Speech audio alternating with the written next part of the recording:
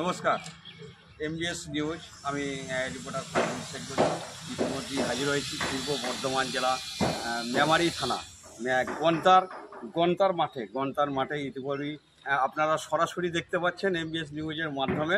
আগামীকাল রাজ্যের মুখ্যমন্ত্রী এবং তৃণমূল কংগ্রেসের সুপ্রিমো নির্বাচনী সভায় উপস্থিত হচ্ছেন পূর্ব বর্ধমান জেলা মেমারি থানায়। তার প্রস্তুতি পর্ব চলছে। আমি ক্যামেরাম্যানকে বলবো, ভাই এদিকটা একটু দেখাচ্ছে, খুব সুন্দরভাবে চলছে সেই প্রস্তুতি পর্ব।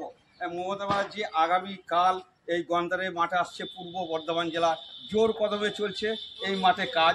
এদিকে হেলিপ্যাডের ওখানটি একটু দেখাতে বলবো ক্যামেরাম্যানকে।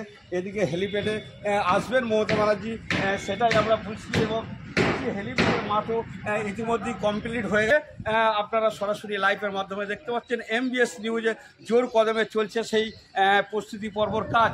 এদিকে সমস্ত কর্মীরা চালিয়ে যাচ্ছে এই পর্যন্ত কাজ। আপনারা সরাসরি দেখতে পাচ্ছেন এমবিএস নিউজের মাধ্যমে।